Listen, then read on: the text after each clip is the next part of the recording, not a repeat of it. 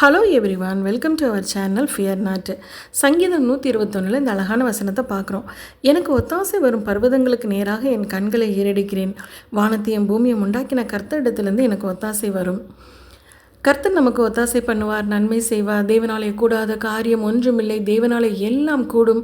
இப்படி நம்ம நிறைய என்கரேஜிங்கான வேர்ட்ஸு வசனங்கள் படிக்கிறோம்ல. அதே நேரத்தில் கர்த்தர் ஒத்தாசை பண்ணவும் விழப்பண்ணவும் தேவனாலே கூடும் அப்படிங்கிற வசனத்தையே நம்ம பார்க்குறோம். காட்னா ஹெல்ப் தானே பண்ணுவார், அவர் விழ பண்ணுவாரா அப்படின்னு சொல்லி பார்த்தா யாரை விழ பண்ணுவார், யாருக்கு ஒத்தாசை பண்ணுவார்ன்றது பைபிள்லேருந்தே பார்த்துருவோமா. முதலாவது யாத்ராகமத்தில் கர்த்தர் அவருடைய சொந்த ஜனங்களை எகிப்திலேருந்து அழைத்து கொண்டு வரும் பொழுது அவருடைய மகிமை அவர்களுக்கு முன்பதாக சென்று அவங்கள வழி நடத்தினது அப்படின்னு பார்க்குறோம்.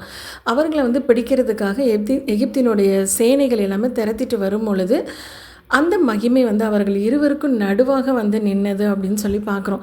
ரெண்டு பேரும் சேர விடாமல் அவங்களுக்கு நடுவாக நின்னது. அது மட்டும் இல்லை, அந்த மேகம் இஸ்ரவேல் மக்களுக்கு ஒரு அக்னி ஸ்தம்பமாக இருந்து அவர்களுடைய இரவை வெளிச்சமாக்கிற்று அப்படின்னு சொல்லி நம்ம பார்க்குறோம்.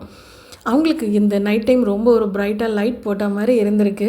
ஆனால் அதே நேரத்தில் அவர்களுக்கு எதிராக வந்தவர்களுக்கு அது மேகமும் அந்தகாரம் இருட்டாக இருந்திருக்கு அப்படின்னு சொல்லி நம்ம வேதத்தில் பார்க்குறோம்ல.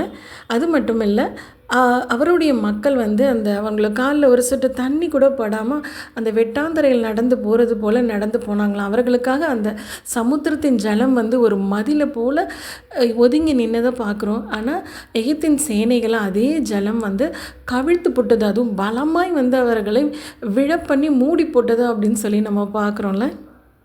ஒரே விஷயந்தான், கர்த்தருடைய ஜனங்களுக்கு அது ஒத்தாசை பண்ணினதையும் அவர்களுக்கு எதிராக வந்தவர்களை விழ பண்ணினதை நம்ம பார்க்குறோம்ல. அடுத்ததாக 1 பேதுருவில் இந்த இன்சிடெண்ட்டை நம்ம பார்க்குறோம்.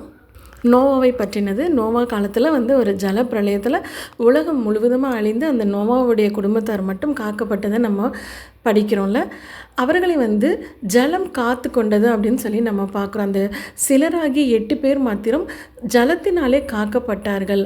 அவபக்தி உள்ளவர்களே அந்த ஜலம் கவிழ்த்து போட்டது அப்படின்னு சொல்லி நம்ம பார்க்குறோம். அவருடைய வார்த்தைகளில் கர்த்தருடைய வார்த்தைகளை நம்பாது அந்த மக்களுக்கு அது ஜல பிரளயமாக இருந்திருக்கு. ஆனால் அதே ஜலம் நோவா குடும்பத்தாரை காத்து கொண்டது, அந்த பேழையின் மூலமாக காத்து கொண்டதை நம்ம வசனத்தில் படிக்கிறோம்ல. அதனால தான் ஆண்டவர் சொல்கிறார், ஒத்தாசை பண்ணவும் விழ பண்ணவும் தேவனாலே கூடும் அப்படின்னு சொல்லி. நாம் இன்றைக்கி நம்மளை நிதானித்து பார்த்து ஆண்டவர்கிட்ட ஒப்பு கொடுப்போம். கர்த்தாவே, எங்களிடத்துலையும் ஒரு சுத்த இருதயத்தை நீங்கள் எங்களில் சிருஷ்டியுங்கள். கல்லான இருதயம், கடின இருதயம், அவபக்தியுள்ள ஒரு இருதயம்லாம் எங்களுக்கு இருந்துடக்கூடாதா அப்படின்னு சொல்லி கர்த்தர்கிட்ட நம்ம ஒப்பு கொடுப்போம். ஏன்னா நம்ம யாருமே பர்ஃபெக்டாக இருக்க முடியாதுல்ல. ஸோ நம்மளுடைய பாவங்கள் சிவேரென்று இருந்தாலும் நம்ம அவரிடத்துல திரும்பும் பொழுது அது ஒரு ஸ்னோவை போல் ஒயிட்டாக்க என்னால் முடியும் அப்படின்னு ஆண்டவர் சொல்கிறாரு.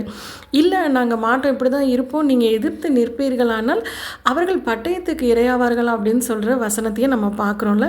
இன்றைக்கி நாம் கர்த்தரிடத்துல மனம் திரும்புவோம். அவரை விட நமக்கு வேறு யார் நல்லது செஞ்சிட போகிறாங்க அப்படிங்கிறத நம்பி அவரிடத்துல நம்ம ஒப்பு கொடுக்கும்போது கர்த்தர் நமக்கு அழகான ஒரு வாக்குத்தத்தமும் கொடுக்குறாரு. நீங்கள் மனம் என்னுடைய வார்த்தைகளுக்கு செவி கொடுங்கள், அப்பொழுது தேசத்தின் நன்மையை நீங்கள் புசிப்பீர்கள் அப்படின்னு சொல்லி கர்த்தருடைய வார்த்தைக்கு கீழ்ப்படிவோம். அவருடைய வாக்குத்தத்தத்திற்கு நன்றி சொல்லுவோம்.